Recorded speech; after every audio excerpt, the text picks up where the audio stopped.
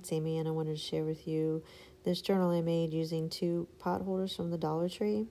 I painted it with gesso and some other paints and did some distressing on it because it was a really bright orange, and added the fabric spine to it, which I sewed in the one signature.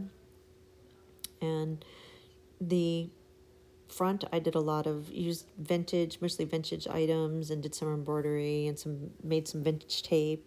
There's some deli paper on there. And then I did add this little dangle with some beads on the side.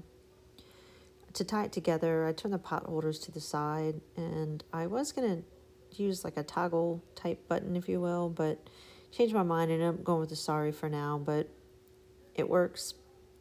Inside, there's that signature sewn in with that on that fabric. And then I did add a piece of canvas, and it made it more sturdy because the pot holders are real flexible, as you see there. It still has a nice feel though. I added that fabric pocket with a little cluster and some lace.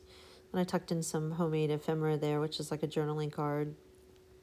I used mostly vintage pages on this. I did have a friend that made me this burlap lace that's like rusted and dyed that I stapled on the front for a tab.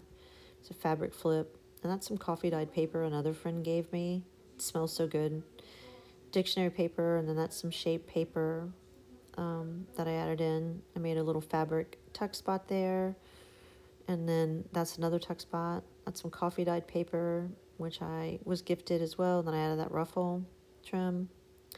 On this piece, I used a piece of it's pink ledger type paper billing, and I've attached it, or to hold it down, I have a rusted paper clip.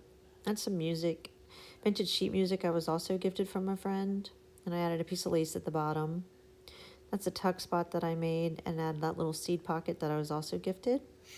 And then here is a coffee stained or coffee dyed filter. And then this is just a little page or a paper flip with various papers and lace. There's a vintage flashcard with some fabric. There's some vintage trim on the edge of the scrapbook paper. Just some pockets I made. And this is just the back side now of the papers. And on this next page, I did make a little pocket where you can tuck something in. And then this I made a frame, and I added a piece of acetate with some alcohol inks to add a picture behind and make it, to age it, if you will. And this is just a vintage little flashcard from Discovery Toys, held together with the paper clip.